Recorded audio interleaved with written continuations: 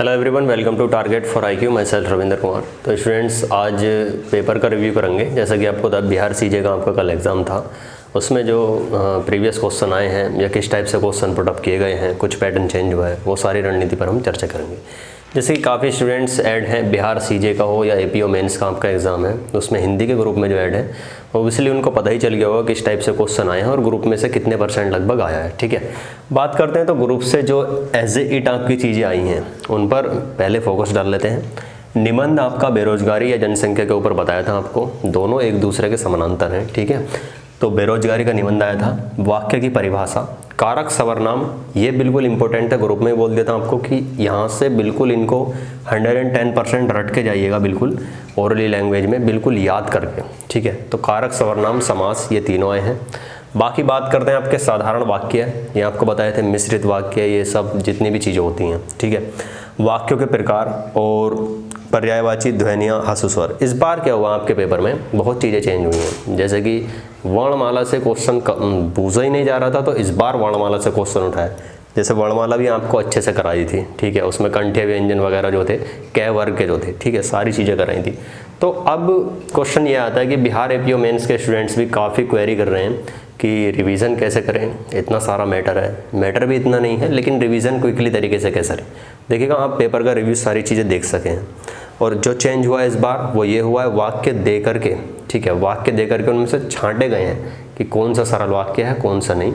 या पहले जो था वो ब्रैकेट में दे दिया करता था कि इसको संयुक्त वाक्य में चेंज करो, वो इस बार नहीं दिया है। ठीक है, वर्णमाला पे भी आपको ध्यान देना है। बेसिकली जो बिहार एपीओ मेंस वाले स्टूडेंट्स हैं उनको सभी को वर्णमाला पर भी ध्यान देना है। ठीक है, जो इस बार पैटर्न चेंज हुआ, हो सकता है वर्णमाला से भी आपको क्वेश्चन मिले 110%।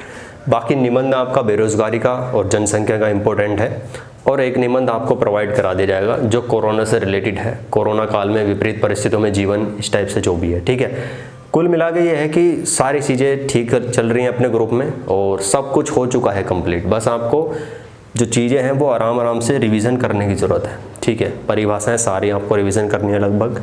और जो आपके वाक्य कराए थे आपको, वाक्यों के प्रकार, साधारण वाक्य, संयुक्त वाक्य, मिश्र वाक्य, वो ज़रूरी नहीं आपसे इस बार अगर ब्रैकेट में दे करके चेंज करवा ले, जैसे कि होता है कि संयुक्त वाक्य में चेंज करो या मिश्र में। इस बार हो सकता है कि वो आपसे उदाहरण सहित उसकी व्याख्या पूछे। ठीक है, ऐसा भी हो सकता है। तो आपको दोनों तरीके से मजबूत रहना।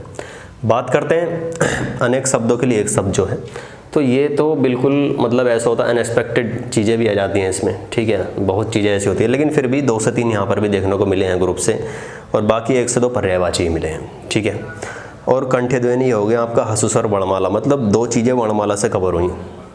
ये बहुत ही ज़्यादा ध्यान देना आपको। वर्णमाला जो आपको शुरू में ही प्रोवाइड कराई गई थी वो अच्छे से आपको देख लेनी है। ठीक है, और बाकी आपको बता दें कि बिहार सीजे एपीओ मेंस का तो आपका ग्रुप चल रहा है हिंदी का। ठीक है, और बाकी आरजेएस के लिए हिंदी का ग्रुप आपका स्टार्ट हो चुका है। तो आप दिए गए नंबर पर व्हाट्सअप मैसेज या कॉल करके जानकारी ले सकते हैं, 7500 11 314। बिहार एपीओ मेंस के बैचेस के लिए भी बहुत एक तरीके से लग रही है कि कैसे आपके जो एक्सपेक्टेड क्वेश्चन है वो कवर किए जाएँ। ठीक है, एंड देने की कोशिश करें।